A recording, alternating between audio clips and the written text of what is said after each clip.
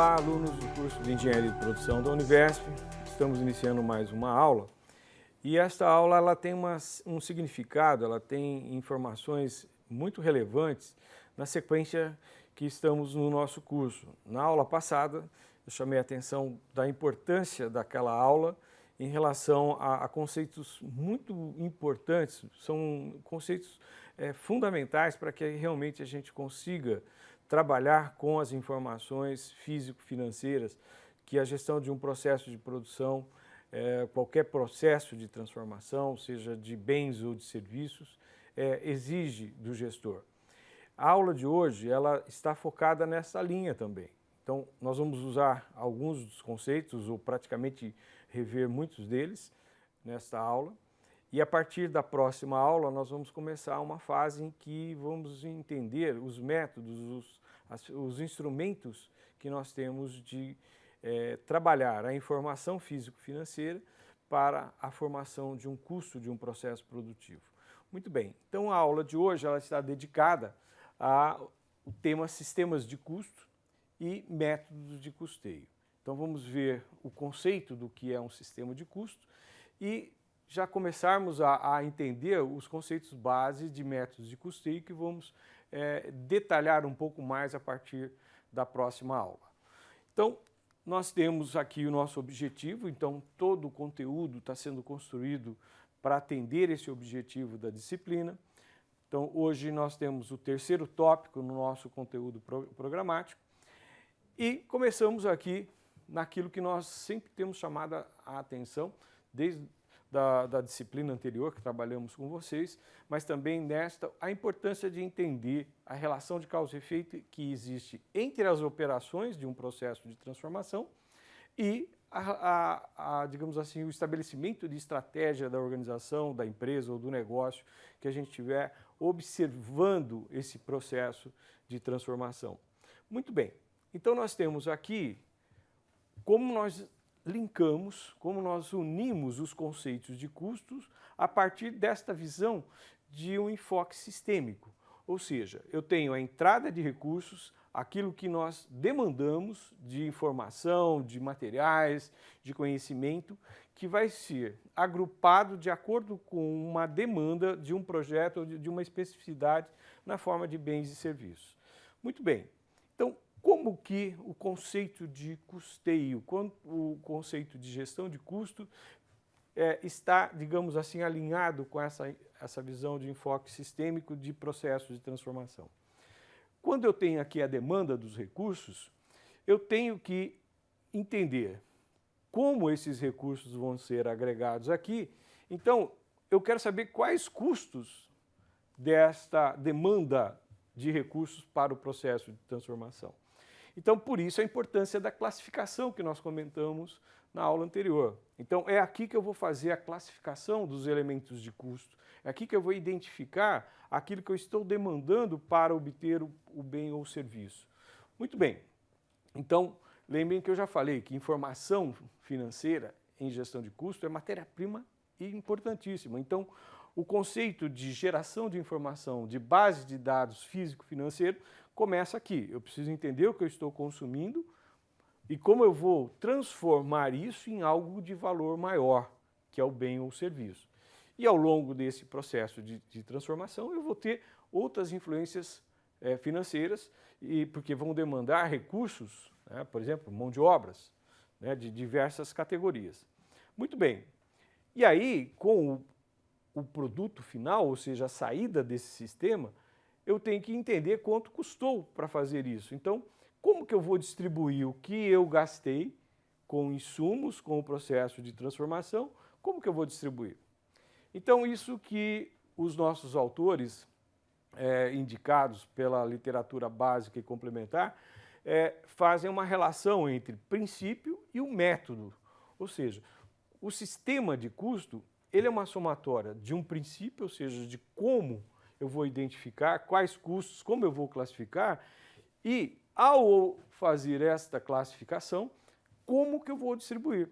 Então, por isso que os autores são mais ou menos coerentes, né, nessa definição de um sistema de custo. Ele possui essa visão de um princípio né, como se fosse uma filosofia de gestão de custos e como é um instrumento, como eu vou operacionalizar, como eu vou fazer a acumulação destes elementos de custos que eu identifiquei, tanto demandando na entrada como no processo de transformação.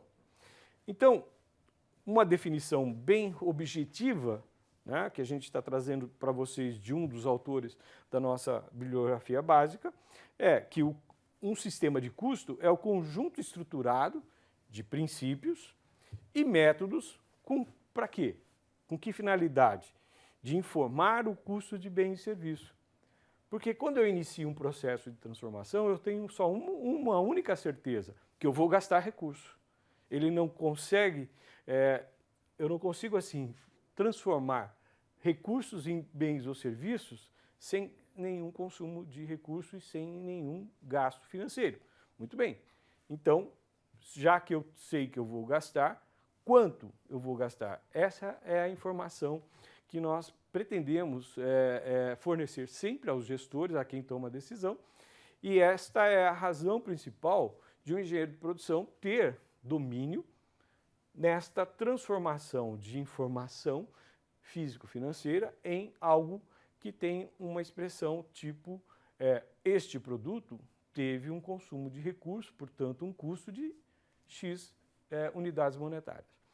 Então, aqui está a essência que faz com que os engenheiros de produção tenham um domínio muito mais forte da gestão de custo. Por quê? A aderência total com os conceitos de processo de transformação, ou seja, a intimidade de tudo aquilo que acontece nesse sistema de transformação ou nesse fluxo de transformação.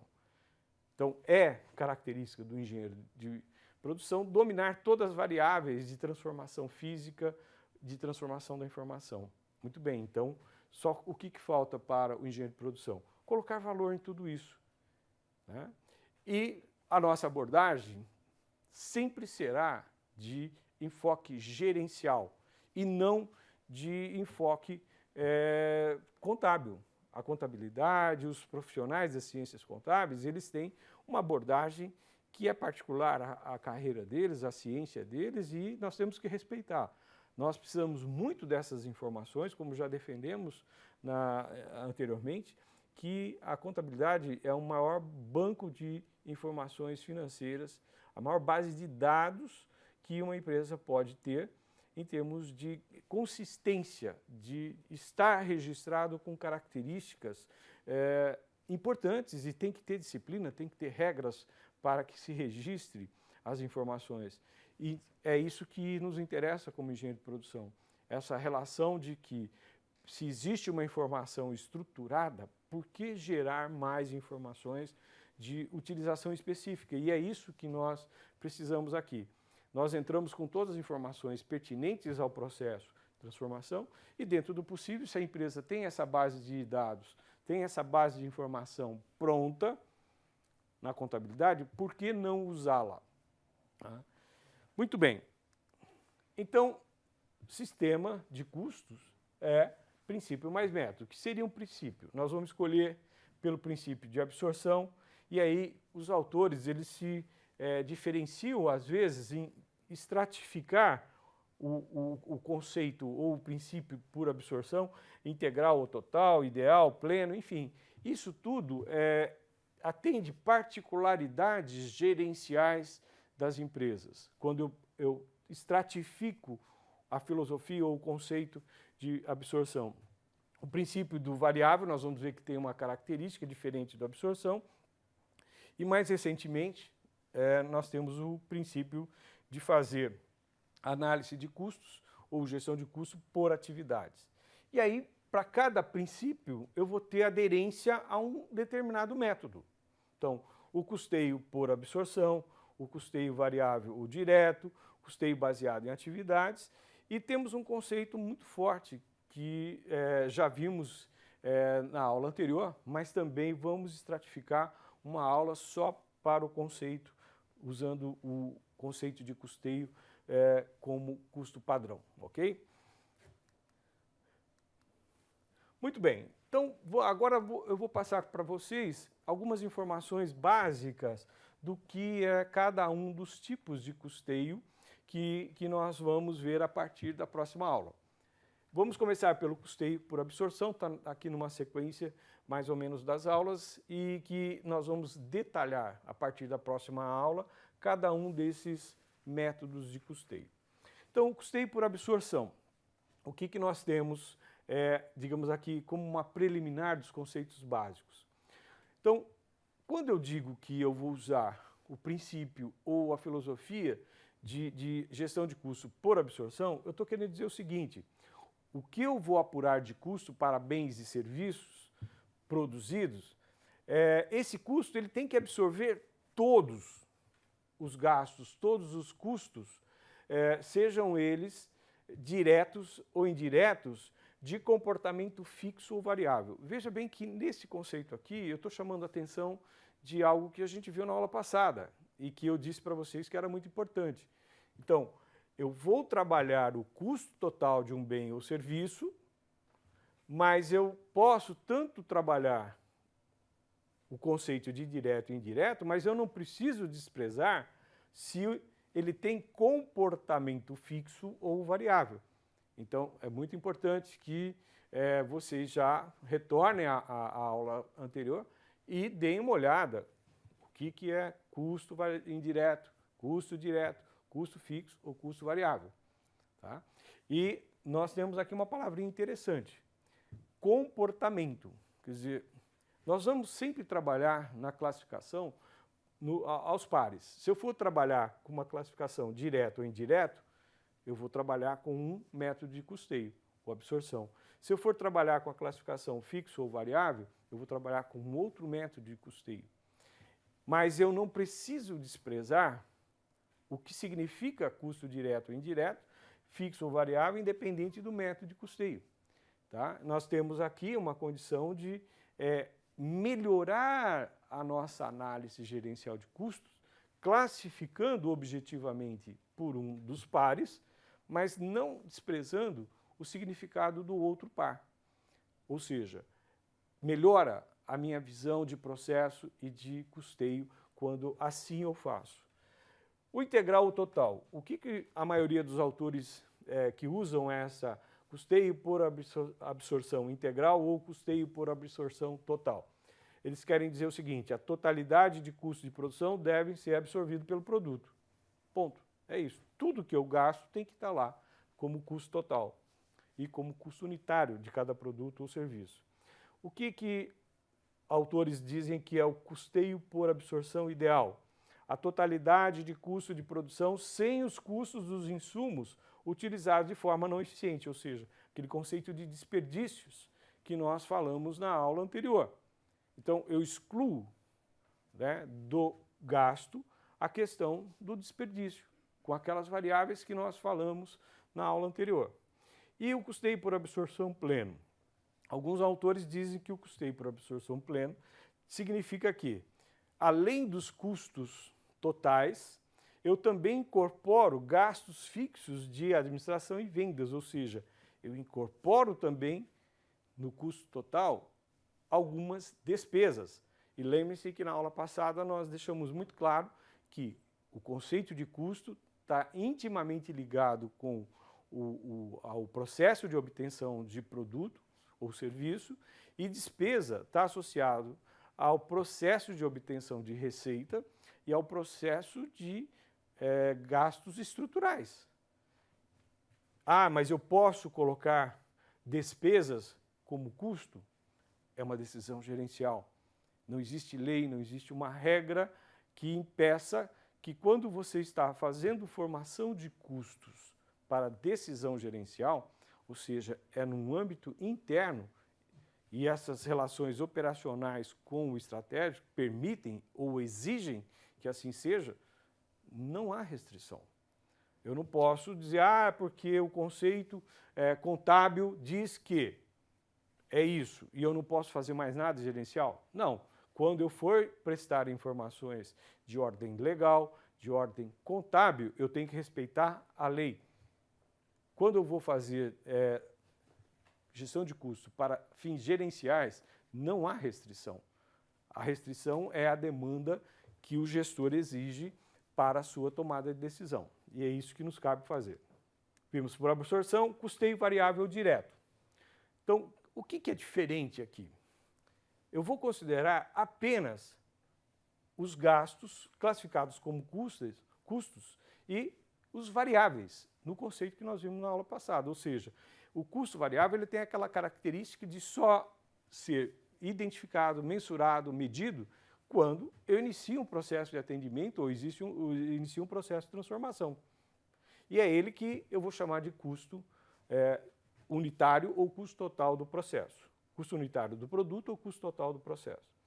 Os custos fixos, mesmo aqueles que podem ser identificados, então, lembrem do custo fixo, ele só ele aparece a todo instante, ele não é só no momento em que eu inicio um processo de transformação. Transformando ou não transformando, ele existe.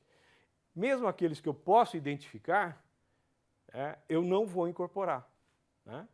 Então, isso vai para o conceito de resultado do período. Custo padrão. O custo padrão, na verdade, ele não é um método que exige classificação diferente. Ele exige etapas utilizando a mesma classificação que eu posso trabalhar tanto no absorção como no variável com o conceito de custo padrão.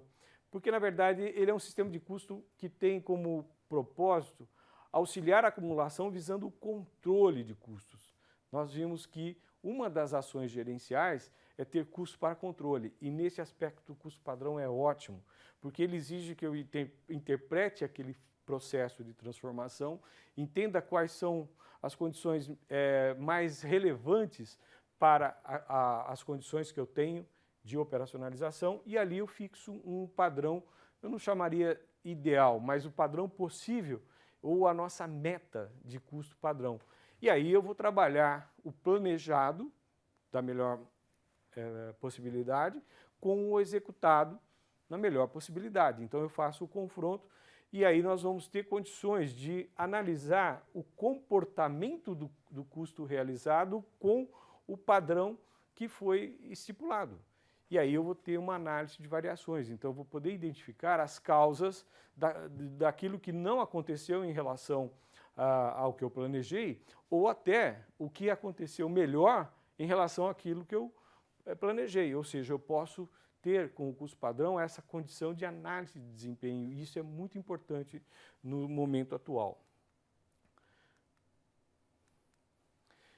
E o custeio baseado por atividades? O custeio baseado por atividades tem uma história mais recente e eu vou detalhar um pouco mais dessa história na nossa aula detalhada de custeio baseado por atividade.